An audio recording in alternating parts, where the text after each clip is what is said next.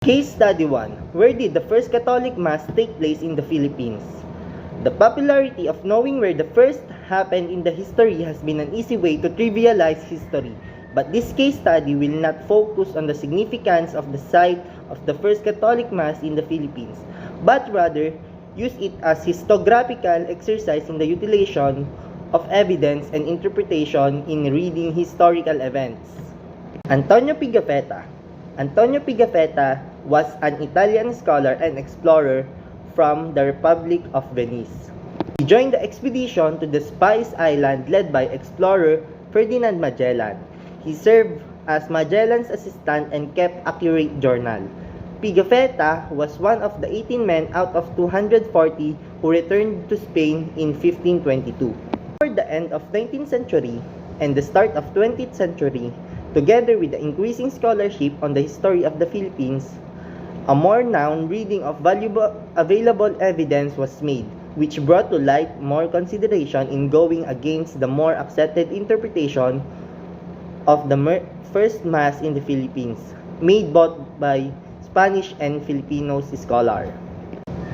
Toward the end of 19th century and the start of the 20th century, together with the increasing scholarship on the history of the Philippines, a more known reading of available evidence was made, which brought to light more consideration in going against the more accepted interpretation of the first Mass in the Philippines, made both by Spanish and Filipino scholars.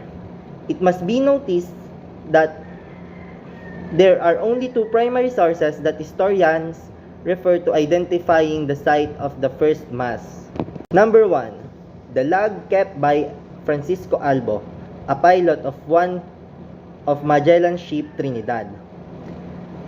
Francisco Albo was one of the 18 survivors who returned with Sebastian Elcano on the ship Victoria after they circumnavigated the world. Number 2. The account by Antonio Pigafetta, Primo Viaggio Intorno al Mondo, or the first voyage around the world.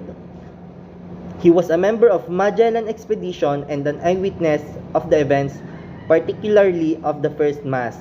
Historical controversies. Some Filipino historians have long contested the idea that Limasawa was the site of the first Catholic Mass in the country. A. Masao.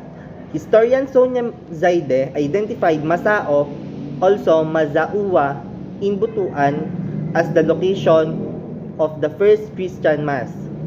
The basis of Zaide's claim is the diary of Antonio Pigafetta, chronicler of Magellan's voyage. In 1995, then Congresswoman Ching Plaza of Agusan del Norte, Butuan City, filed a bill Congress contesting the Limasawa hypothesis and asserting the site of the first Mass was Butuan.